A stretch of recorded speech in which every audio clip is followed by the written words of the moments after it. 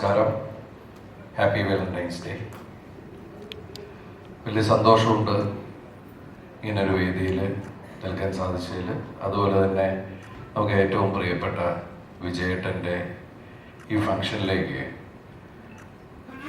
ഇതിൻ്റെ ഭാഗമാവാൻ സാധിച്ചതിൽ വിജയേട്ടനോടും ഈസ്റ്റ് കോസ്റ്റിനോടും ഇതിൻ്റെ മറ്റുള്ള സംഘാടകരോടുമായി തന്നെ നന്ദി അറിയിക്കുകയാണ്. വിജയേട്ടനെ കുറിച്ച് പറയുകയാണെങ്കിൽ എനിക്ക് തോന്നുന്നത് ഞാൻ സിനിമയിൽ വരുന്നതിന് മുമ്പ് തന്നെ ഏകദേശം മിമിക്രി കളിച്ച് നടക്കുന്ന കാലഘട്ടം മുതൽ ഈസ്റ്റ് കോസ്റ്റ് വിജയൻ എന്ന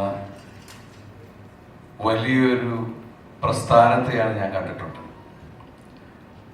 അന്ന് ഞാൻ അത് കഴിഞ്ഞ് സിനിമയിൽ അസിസ്റ്റന്റ് ഡയറക്ടറായിട്ട് വന്ന സമയത്തൊക്കെയാണ് അദ്ദേഹം മമ്മൂക്കയെ വെച്ചിട്ടും ലാലേട്ടനൊക്കെ വെച്ചിട്ടൊക്കെ വലിയ വലിയ ഷോസ് ചെയ്യുന്ന ഒരാളായിട്ടാണ് ഞാൻ ആദ്യം ശ്രദ്ധിക്കുന്നത് തന്നെ.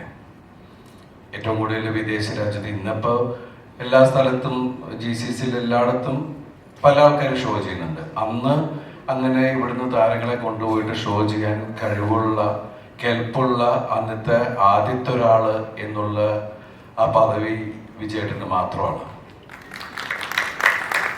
അന്ന് വിജയേട്ടന് ശേഷം വിജയന്റെ കൂടെ ഉണ്ടായിരുന്ന കലാം സ്റ്റേജ് ദുബായിയാണ് പിന്നീട് വേറെ ഷോസൊക്കെ ആയിട്ട് വരാൻ ഞാനൊക്കെ അദ്ദേഹത്തിൻ്റെ കൂടെ പോയിട്ടുണ്ട്.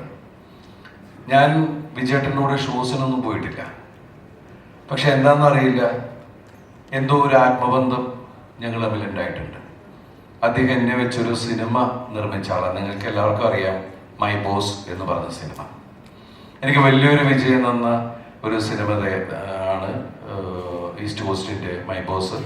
ജീത്തു ജോസഫിനാണെങ്കിലും ആ സിനിമയും വലിയ ബ്രേക്ക് തന്നെയായിരുന്നു. അപ്പം ഞങ്ങളെ സംബന്ധിച്ച് അന്ന് മുതൽ വളരെ അടുത്ത ഒരു എത്രയോ കാലത്തെ പരിചയമുള്ള രീതിയിലുള്ള പെരുമാറ്റവും സ്നേഹമൊക്കെയാണ് വിജയേട്ടൻ നമ്മളോട് കാണിച്ചിട്ടുള്ളത്. അത് അന്നും ഇന്നും എന്നും അങ്ങനെ പോയിക്കൊണ്ടിരിക്കുകയാണ്. ശരിക്കും നമ്മൾ ചിന്തിക്കുമ്പോൾ ചില വാക്കുകൾ ഇത് വിജയേട്ടന് വേണ്ടി മാത്രം ഉണ്ടാക്കിയതാണോ എന്നൊക്കെ തോന്നുന്ന പോലെയാണ്. ഇപ്പം ഇവിടെ എഴുതിയിട്ടുണ്ട്, നിനക്കായി, ആദ്യമായി, സ്വന്തം, ഇനി എന്തും, ഇങ്ങനെ ഓരോ വേർഡുകൾ. ശരിക്കും പറഞ്ഞാൽ പ്രണയത്തിന്റെ വലിയൊരു ഹോൾസെയിൽ ഡീലർ പോലെയാണ് ഇപ്പോൾ വിജയേട്ടൻ കാണുന്നത്. കാരണം ഈ മനുഷ്യരിൽ ഇത്രയധികം പ്രണയമുണ്ടോ? കാരണം പലവിധ ചിന്തകൾ, അതിനോട് വാക്കുകളൊക്കെ തപ്പിയെടുത്ത് കുത്തിയിരുന്ന് എഴുതി ഉണ്ടാക്കി. അത് ഏറ്റവും കൂടുതൽ മുതൽ മുടക്കിലാണ് അദ്ദേഹം പല ആൽബങ്ങൾ തന്നെ ചെയ്തിട്ടുള്ളത്. ഇന്ന് അത് വിജയേട്ടന് ഈ റിയൽ എസ്റ്റേറ്റ് കച്ചവടമായിരിക്കും തോന്നുന്നത്. കാരണം അതുമാതിരി അത് ഗുണം ചെയ്തിട്ടുണ്ട്. അത്രയും ദീർഘവീക്ഷണത്തിൽ കാര്യങ്ങൾ നടത്തുന്ന ബിസിനസ്സിലായാലും എന്തിലായാലും അദ്ദേഹത്തിന്റെ പ്രതിഭ തെളിയിച്ചിട്ടുള്ള ഒരാളാണ്. ഇവിടെ പറയണ്ടായി അദ്ദേഹത്തിന്റെ വലിയ തിരിച്ചറിവൊന്നുമല്ല.